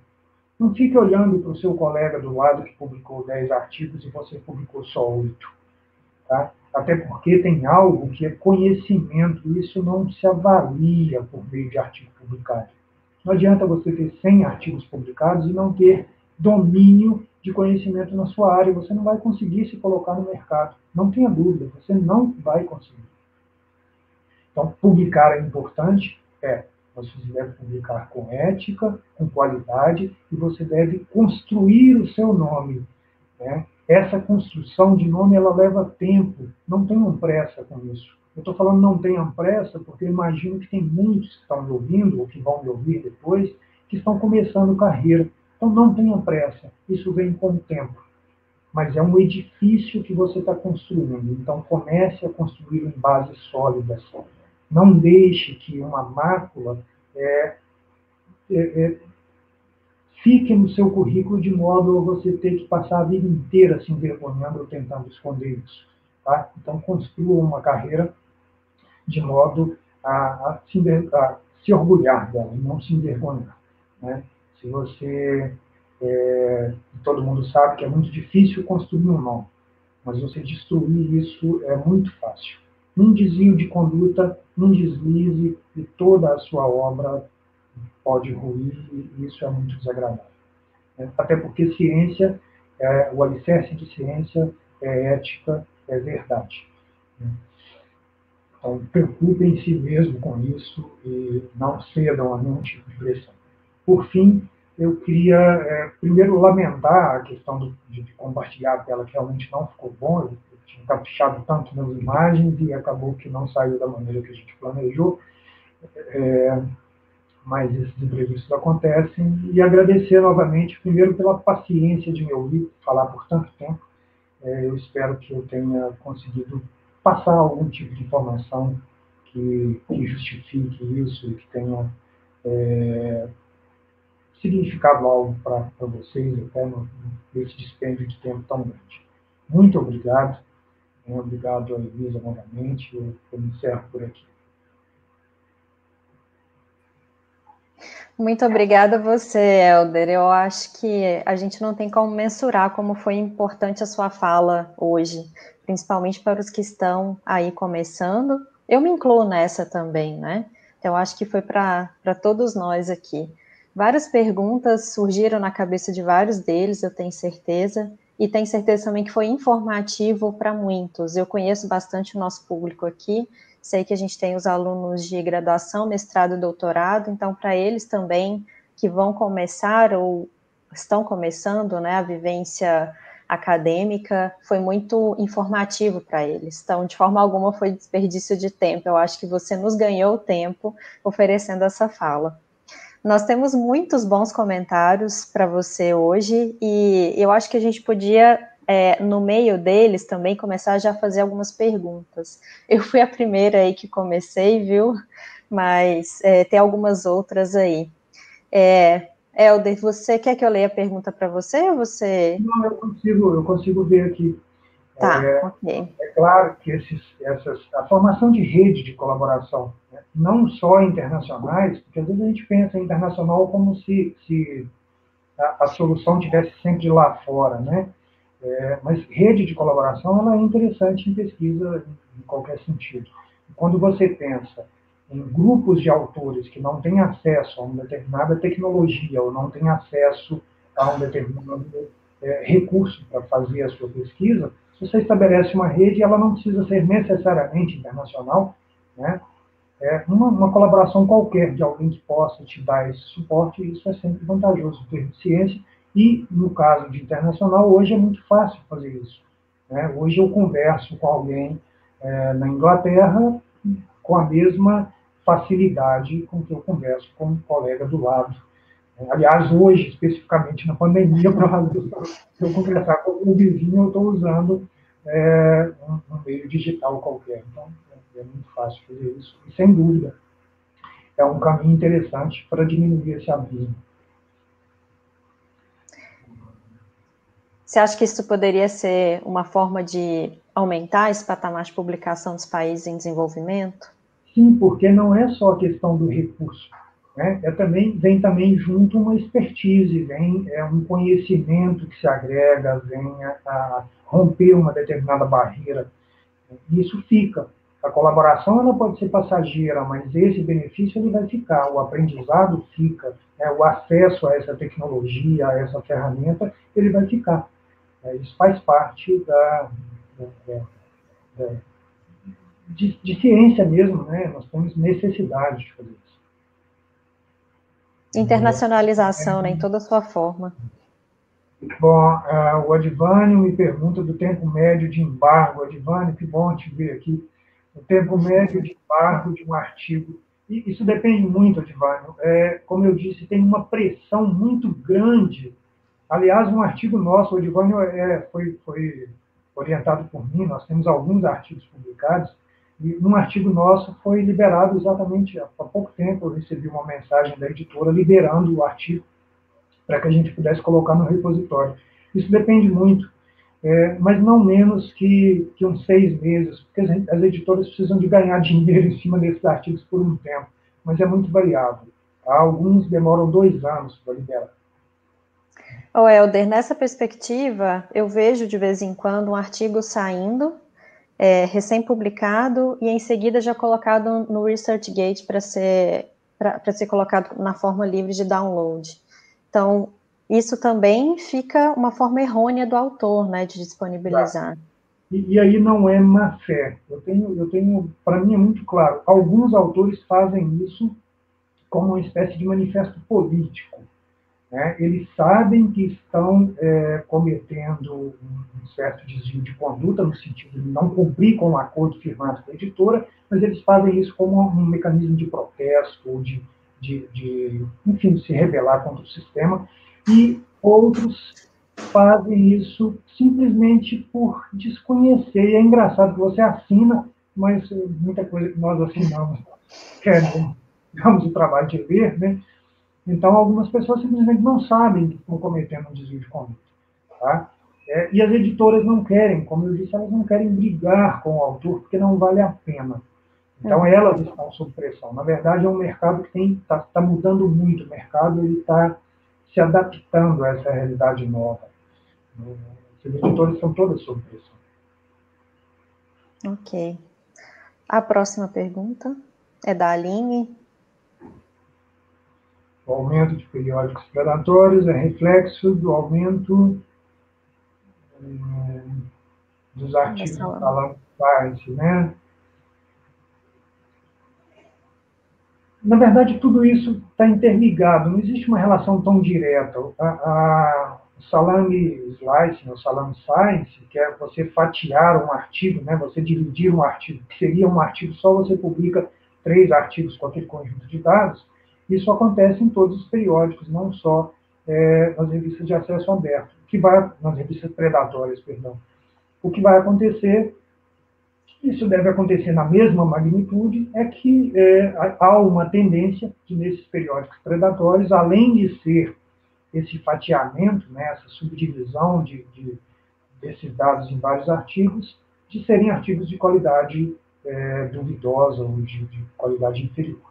Tá? Mas isso acontece de modo geral, não dá para vincular isso a uma modalidade de publicação. E é engraçado porque o autor acaba se esbarrando em outro erro, que talvez seja até o autoplágio. Às vezes, de um mesmo experimento, você precisa depois repetir a metodologia em um outro artigo que foi separado em um único trabalho que foi separado em diversos, e aí você se depara com outro trabalho que seria repetir essa metodologia que foi utilizada.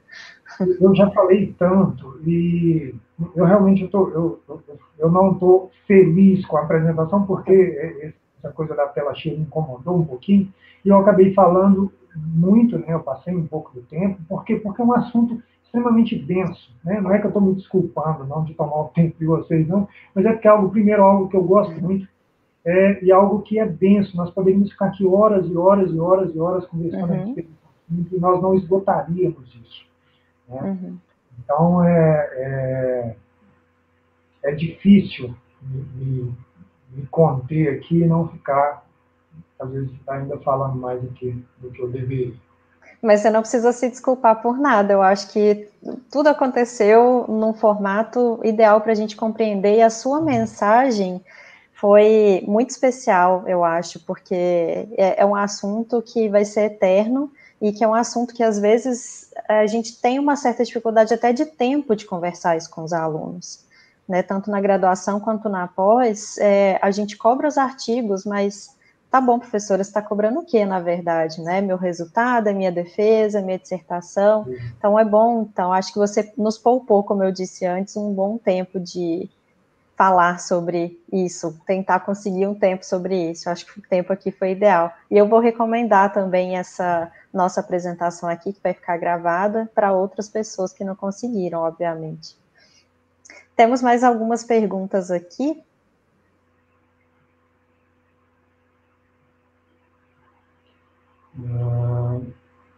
Deixa eu ver. Professora, obrigado pela palestra.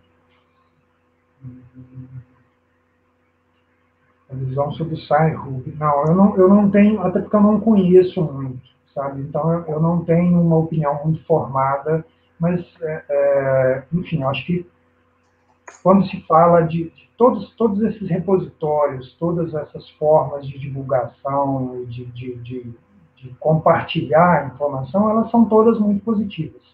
Tá? Mas especificamente sobre o Sci-Hub eu não tenho uma opinião formada. Ok. A pergunta que estava antes era qual a sua opinião sobre revisão totalmente às cegas? Isso é outro ponto bastante controverso. Eu não acredito, eu particularmente, não acredito que ela traga uma vantagem muito grande. Né? Para quem está nos ouvindo, talvez não fique bem claro isso, existem algumas modalidades de revisão, né? Que é o chamado duplo cego, é uma delas, onde o parecerista recebe o seu trabalho para emitir parecer, mas ele não sabe quem é o autor do trabalho. Né? Os editores tiram, eles ocultam a autoria do trabalho. Isso é o chamado duplo cego. Nem o autor sabe quem está avaliando o trabalho, nem o revisor sabe quem é o autor daquele trabalho. Eu não acredito nisso, e não sou só eu que não acredito, porque a maioria das revistas não adota esse sistema. Por quê? Porque é preciso acreditar, a ciência, é o que eu disse, ciência ela é feita muito com base em credibilidade. Eu não a fadinha. Exato, não pode me passar pela cabeça que você, Elisa, ao ver o meu nome no artigo, vai se comportar de maneira a me prejudicar ou a me favorecer, porque eu sou seu amigo ou coisa parecida. né? Então, conhecer os autores, eu acho que não é um problema.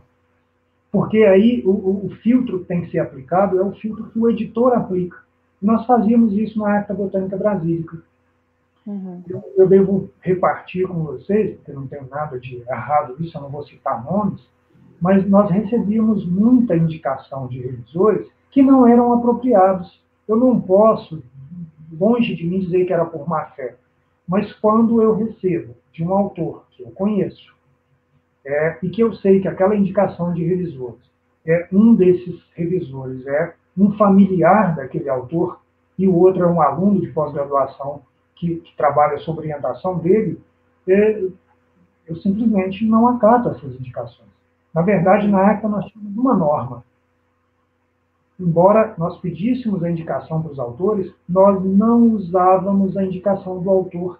E quando fazíamos isso, usávamos apenas um. O outro era necessariamente alguém externo, não indicado pelo autor. Tá? Então, isso é um filtro, é uma coisa que o editor ele vai controlar. Então, o duplo cego ele não traz um benefício tão grande, porque tem um editor que acredita-se, né, que é alguém que está zelando pelo interesse da ciência e pelo interesse da revista. Tá? E, evidentemente, pelo interesse dos autores. Outra coisa, só para a gente nunca deve enxergar o editor como um inimigo, como um cara chato que recusa o seu trabalho. O editor, ele zela pela revista, ele zela pela ciência e ele zela pelo seu interesse. É engraçado, porque às vezes as pessoas ficam chateadas, o cara recusou o meu trabalho.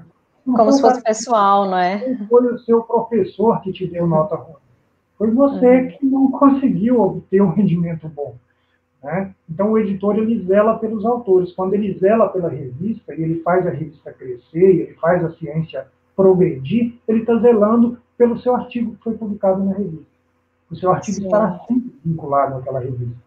Né? Então, é bom que o editor seja sempre um cara criterioso. Né? Próxima. Não, o Eduardo foi parceiro na Acta e trabalhou comigo por 6 anos, 5 anos. Né? Bom, o Eduardo fala das estratégias que eu recomendaria aos pesquisadores brasileiros para o aumento do impacto das publicações. É difícil falar em estratégias para aumento de impacto de publicação, porque, na verdade, é um universo muito grande, o Eduardo sabe disso, talvez muito mais que eu, mas a recomendação é zelar pela qualidade dos artigos. É isso que os editores têm que fazer. Se você publica ciência de qualidade, né, a chance de trazer benefício para a revista é muito grande. Então, a recomendação que eu dou é procurem publicar o que vocês têm de melhor. E aí eu vou fazer um desabafo agora na condição de autor, até para que vocês entendam um pouco mais desse bastidor. Isso sempre me incomodou muito quando eu era editor da Acta, é que as pessoas não conseguem enxergar, primeiro, o que é uma revista internacional. A Acta é uma revista internacional, mas ela não é reconhecida como tal, porque ela é uma revista sediada no Brasil. Mas ela tem uma abrangência internacional inequívoca. Eu sei disso. As pessoas publicam, deixam de publicar na Acta, que é uma revista open access, que beneficia os autores, porque todo o mundo tem acesso aos artigos da Acta, e vai publicar, aí eu vou citar nomes, não tem problema, vai publicar no Australian Journal of Botany, que tem, essencialmente, agora está até um pouquinho maior, mas é basicamente o mesmo fator de impacto, né? Que é uma revista fechada, que o seu artigo tem um potencial de citação muito menor, quer dizer, não dá para entender o raciocínio dos autores brasileiros. Isso, às vezes, desanimava um pouquinho a gente. A pergunta do Eduardo tem uma segunda parte aí. Os altos custos da publicação no modelo Open contribuem para o baixo número de citações, impacto das publicações brasileiras. É difícil dizer isso, Eduardo, mas, evidentemente, os altos custos, eles afugentam muito os autores brasileiros. Né? Eu, por exemplo, eu falo por mim, eu tenho 2 artigos publicados em revista Open, um deles eu não paguei, né? Eu fui convidado, então eu não paguei, e o outro os coautores pagaram.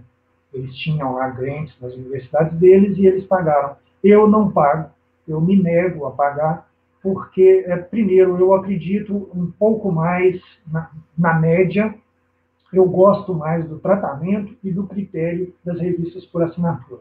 Eu acho que elas têm um rigor de seleção muito maior. E aí eu me permito dizer que isso não é achismo da minha parte. Tá? Hoje mesmo eu abri um grande periódico Open, consagrado, sério, e eles assumem, né, aliás, eles fazem até um certo merchandising em cima disso, de que eles aceitam 50% dos artigos, ou seja, eles são rigorosos. Quando as revistas por assinatura, boas, em média, elas aceitam apenas 20% das submissões. Isso, para mim, é claro que as revistas por assinatura elas são mais rigorosas. Então, eu prefiro publicar nessas revistas, eu tenho mais prazer de publicar nelas, e eu me nego a pagar a taxa de publicação, mas eu sei que isso é uma coisa que vai mudar com o tempo, porque eu acho que as revistas vão migrar todas para alguma coisa semelhante a isso. E, por fim, o Eduardo pergunta qual seria a melhor solução para cobrir os custos. Existe uma modalidade, por isso que eu falo, a gente tinha que ficar horas e horas conversando aqui, existe uma modalidade de publicação open, que é a Diamond Open Access, que é a publicação na modalidade diamante. Ninguém paga. Aí vocês vão perguntar, de onde sai o dinheiro? O autor não paga, e os artigos são publicados na forma open. Essa revista, a Acta, era uma revista Diamond. Era, não é mais. A Acta começou a cobrar e eu lamento isso profundamente. Foi um dos motivos que levou a sair da revista. Mas a Acta era Diamond. O que acontece? A revista é financiada por doações, ela é mantida por entidades governamentais, por entidades de associações científicas, como a Acta sempre foi. Tá? Então, é uma modalidade que é difícil de se sustentar, ela depende muito de idealismo das pessoas, mas algumas revistas conseguem fazer isso. A Acta fez isso bravamente durante muitos e muitos anos. Né? E resistiu e cresceu fazendo isso. Então, eu acho que é possível. A solução existe. Mas a verdade é que o mercado todo está se adaptando. E nós não podemos negar que existe interesse econômico. Se existe interesse econômico, alguém ganha dinheiro, é muito difícil de romper algumas barreiras. Verdade, eu concordo. Agora, Helder, eu queria fazer uma última pergunta para você. Você, como editor da Acta, você deve ter lido, sim, várias cartas ao editor. E o que você poderia nos dar de dicas, assim, como fazer um editor se convencer que aquele trabalho ele deve ser levado adiante, além das suas brilhantes palavras antes? O que pode brilhar o olho do editor aí? Eu não sei se eu consigo acrescentar muita coisa. O que chama a atenção do editor é você mostrar, e aí você consegue, não tem como dar uma receita para isso, mas você mostrar profissionalismo. Né? Você precisa mostrar que você entende do assunto. Né? E precisa de usar os argumentos corretos. Né? Na verdade, você vai tirar do seu artigo, né, o que tem de chave. Você vai dizer, olha, o meu artigo interessa não só, por exemplo, eu faço muito isso, o meu artigo ele não interessa apenas aos botânicos. Ele também traz uma série de dados que tem um amplo interesse para os ecólogos. Então, ele abre muito o espectro de potenciais leitores do artigo. Tudo isso é argumento que você usa para convencer o editor, mas principalmente trabalhar em cima dos seus dados. Né? Os meus dados agregam um determinado conhecimento novo, os meus dados permitem isso e esse tipo de coisa, os meus dados interessam para esse determinado conjunto de pessoas. Então, eu acho que é isso. É difícil dar uma receita. E nem eu não me considero alguém indicado para dar aula disso. Até porque eu também tenho as minhas dificuldades de convencer editores. E aqui, de novo, repartir uma confidência com vocês, porque às vezes, quando nós estamos começando, a gente tem muito essa coisa da recusa, né? A recusa dói muito, ela pesa muito. Não existe nenhum cientista, Acho que não existe mesmo no mundo alguém que publicou mais de 10 artigos e que não tenha passado por isso, pelo menos uma vez. Isso acho que eu posso dizer que não existe. Tá? E eu posso assegurar para vocês que raramente eu publico um artigo de primeira. Ele bate na revista e é publicado com louvor e distinção. Até porque eu sou muito criterioso na escolha dos periódicos. Eu gosto de publicar em bons periódicos e em periódicos exigentes. Eu me orgulho disso. Né? Então, eu tive artigo que foi publicado. Isso era algo que eu guardava. Infelizmente, eu não tenho mais, mas eu guardava as mensagens. Eu consegui levar 3 negativas num dia só. Porque eu submeti o artigo, o editor recusava de pronto, eu submeti para outra, aconteceu que o cara estava lá na frente do computador, ele virou e falou, não quero esse artigo. E esse artigo levou 5 negativas. E ele trata de coléter, um aspecto muito particular dentro de estrutura secretora, e é um dos artigos mais citados de coléter da Web of Science. É um dos artigos que eu tenho orgulho dele, é um artigo muito legal, ele traz uma coisa muito interessante, e ele foi recusado uma série de vezes. Né? É o que eu disse, e quando é recusado, é bom que seja essa recusa direta. Ela é infundada, às vezes ela dói, mas você não perde tempo, você vai para outra revista. Então, sejam rápidos para trocar as normas da revista e submetam para a próxima. Não fiquem lamentando, não esperem uma semana e o barco corre. Hoje com os programas de edição de referências fica muito mais fácil fazer essa modificação e já fazer a resubmissão. Eu sou velho, eu gosto de fazer na mão. Mas, até porque ali fazendo na mão você vai ficando com mais raiva do editor e vai, né, já manda para frente. Mas não perca seu tempo lamentando uma recusa. Se a recusa te trouxe uma informação que te permite melhorar o artigo, melhore. E pense, considere que isso é absolutamente relevante e importante para você. A crítica, ela é sempre positiva. A não ser quando alguém vem com ofensas, isso realmente é desagradável, isso acontece. Mas se não tem ofensa, aproveite o que tem de bom e melhore o seu trabalho. Ou seja, os alunos precisam aprender a lidar com a frustração também, né? Então, inclusive, nem sempre... Às vezes, eu falo, inclusive, daquela sequência, né, que é uma coisa que vem da psicologia do luto, as fases do luto. Né? É exatamente o que acontece no caso de recusa de artigo. A primeira reação sua é a negação, meio assim, não, isso não aconteceu comigo, não, esse cara está enganado. E depois até que você aceita isso. Você vive um luto. No início dói muito, os primeiros artigos você passa 2 meses lamentando, depois não, depois em 10 minutos você já está pronto para outra, e é assim, a ciência é isso. E vai continuar sendo, e é bom que seja assim. Sim, concordo. Helder, foi muito bom ter você aqui nessa tarde com a gente hoje, tarde e noite, né? Eu gosto muito de te ouvir falar, eu acho que tem uma lucidez muito grande e traz uma calma para a gente no fim das contas. Então, eu não tenho palavras, em nome do NEF eu agradeço esse tempo todo, se a gente pudesse, a gente ficaria aqui por horas e horas, como você disse, é um assunto também que eu concordo que não se esgota, e ele é sempre necessário, então você pode aguardar que novamente a gente pode bater na sua porta te convidando novamente aí para uma outra oportunidade de continuar esse assunto. Muito obrigada. Aliás, vocês, é gostoso sempre, né? Como eu disse, falar do que você gosta, eu tenho uma verdadeira paixão por isso.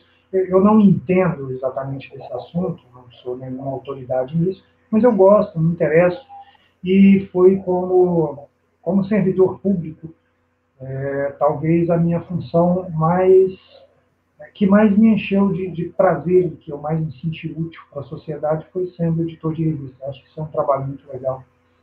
Falar para vocês, então, é sempre um prazer. E para você, Elisa, você sabe disso, eu tenho por você, pelo Eduardo, um carinho imenso. Né? Enfim, é muito legal. Eu carrego muitos bons contatos também da minha época da UFMG e eu me orgulho muito, muito disso. Você está falando hoje conosco, Denise já falou uma vez, vai falar amanhã também para a disciplina de seminários, Keila já esteve conosco e por aí vai. Então, os meus contatos que eu tenho, né, da UFMG, de colegas também que já falaram aqui, da minha época de doutorado, então eu me orgulho muito disso e eu acho que a gente construiu uma coisa bacana lá, né, que tem que ser para a vida. Então, não tenho palavras também para te agradecer esse momento e, de novo, não foi nada de perda de tempo, você nos poupou muito tempo com essa fala tão lúcida hoje para a gente. Muito obrigada, Helder, mesmo. Mais uma vez, obrigado, boa noite para todo mundo e cuidem-se, né, porque nós estamos vivendo um tempo muito estranho e parece que estamos aí à beira de uma segunda onda. Então, cuidado é pouco. Vocês também aí. Um abraço, Helder. Boa noite. Muito obrigada a todos pela presença. Um abraço a todos aí. E começamos com o pé direito esse semestre no NEF, então quer dizer que muitas boas coisas ainda vão acontecer. Obrigada, gente. Até mais.